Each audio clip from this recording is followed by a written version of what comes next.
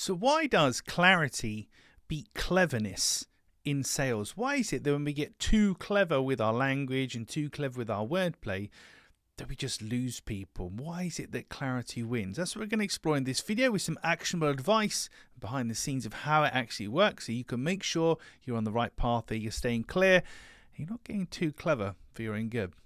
The first thing I want to think about here, I want to talk about, is one of my main mantras, which is if they don't understand it, they can't buy it. If your buyer principally doesn't understand the basic notion of the product or the service that you're offering to them, then they physically cannot buy it. And you've had this yourself, where you've been offered things that are blockchain and AI and this and that, and you went, oh no, not for me, not for me.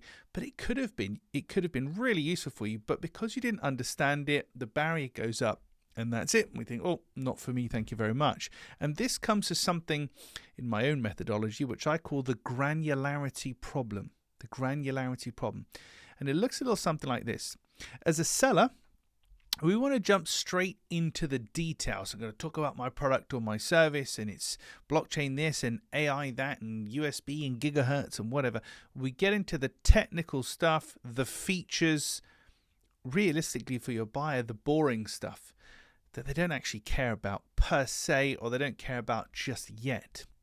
Your buyer comes at it from a different angle. They're coming from understanding first and foremost. What is this product or service? What does it mean for me? As in, what benefit will I get? Do I actually need it? Where's the value here? And from there, then they'll go on to the details. So if I understand what crypto is and blockchain and things like that, once I understand it, then I'll get into the detail and become an investor and have a cold wallet and all this exciting stuff. But it starts with understanding. So the granularity problem, as a seller, we go to the detail first. As a buyer, they go to understanding first. And the trouble is, when you're being clever, you're more inclined to go to the detail first. And even if you don't, you're certainly skipping over that level of understanding, which is the most important layer, obviously. Being clear, being easy to understand. So that's the first thing, if somebody doesn't understand it. The second thing is they won't trust it. If somebody doesn't trust you or your product or your service or your process, then they won't buy. So the flashiest website, the cleverest animations and the coolest text and slogans and things like that, they are not substitutes for somebody trusting and believing that your offering can actually help them. Complication actually blocks trust, because if something is complicated, too clever, too difficult to understand, and cleverness is the opposite of being easy to understand, in this video at least, if something's complicated, hard to understand, how can I trust it? Because I don't even understand it. I have to understand first, then I trust. And it must go in that order. So complication blocks trust. Clarity builds trust. If I explain to you what something is, why it matters for you, how it works, and all the intricacies and all the details that you need, very clearly and succinctly, concisely for you, then that's going to help build trust. You're going to be more inclined to trust me or my product or my service because I sound like I know what I'm talking about, because you actually get it. So complication is a bit of a barrier to trust. Clarity absolutely builds it and drives it forward. And the final point I want to make here is that cleverness is slower. So if you're being clever, you're creating things that sound good, they rhyme, they're cool, you might get brownie points from other creative people or people within your business. Oh, aren't we clever? Isn't this wonderful? But when you get out there into the real world, it's a bit like that Mike Tyson phrase, everybody's got a plan till they get punched in the face. So all marketing and stuff sounds whizzy and clever and cool until nobody buys and nobody clicks on it. Now, I heard an advert recently on the radio, and I don't want to target this company in particular. I'm sure they're lovely people. I'm sure it's a lovely company. But this name in particular stuck out in my head. It was a radio advert, so all we had to go on were the words they were saying to us. And the name of the company was that. Now, first of all, if I said to you Petgevity, would you have spelt it in that way? I mean, arguably, this is the correct spelling of it, but would you have spelt it in that way, or would it have been a difficult to spell word? I guess it would have been a little bit difficult to spell, perhaps. And then what does Petgevity actually mean? It might seem obvious to some people that it's a portmanteau, which is two words spliced together, longevity and pet put together, Petgevity, the longevity of your pet. So this is a service that makes your pets live longer? No, So this is a service that helps your pets live longer, in a sense, and it's pet insurance. So whilst you might be able to argue that, yeah, if something happens to my dog or something and they pay for an operation, it can extend their life, but it just doesn't sit right because petgevity is just, nobody thinks about the longevity of their pet.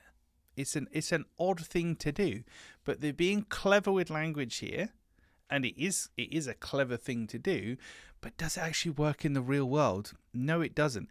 And from my point of view, at least, and again, no disrespect to people at this company, but if you go back to the granularity problem, so buyers looking for understanding, first of all, sellers coming for details, so they've got to the notion of longevity, because that's the net result of, well, if your pet's looked after and they have an operation, they'll live longer than they would have done without that. So the longevity of your pet increases. Oh my goodness, this is what people are really buying. This is what we should go for. Maybe they're right with that, but the language they've used, from my point of view, is incorrect. And as a buyer coming in for the level of understanding, it doesn't even say insurance in here at all. How do I know this is an insurance company? And worst of all, this was a radio advert I heard, so who knows how you spell petgevity. Maybe I would have guessed it correctly that way. I don't know. Maybe not. Anyway, I'll get off my soapbox. But the point is this. Cleverness is slower. It's slower for me to understand and buy this because I'm like, what is that? Like, I know it's with pets and dogs and stuff, but what is it? So how do we be clear? Well, there's a million ways that you can do it. It was actually about 806 different ways that you can do it in my extremely detailed behind-the-scenes methodology. But for the purposes of this video, how to be clear, we want to focus on selling the destination, not the journey. So this is the difference between would you like to buy a plane seat and would you like to go on holiday.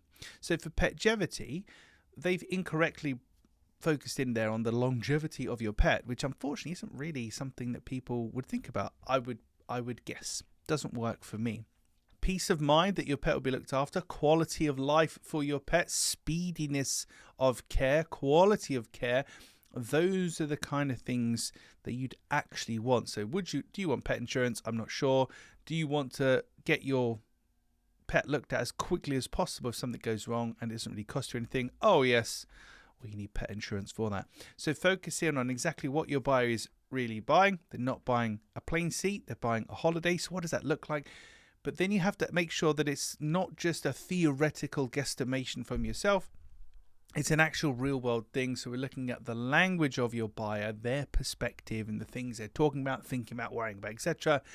And that takes me to the last part of this, which is buyer language. So how do your buyers speak? I don't think, and sorry, this really does feel like I'm being mean to the petgevity people, but I really don't think that people talk about longevity when it comes to their pets. I really just don't think that's a thing. So that's a big reason why that doesn't work, because it doesn't chime in. Whereas care, quality of care, peace of mind, looking after your animals, those are the kind of things that we would look for. That's the language of your buyer. So clarity cuts through the noise by going straight to understanding, because when somebody understands something, then we can go on and talk about the details, no problem at all. Being too clever literally obscures the understanding of something. And if somebody doesn't understand your product or service, they can't buy it.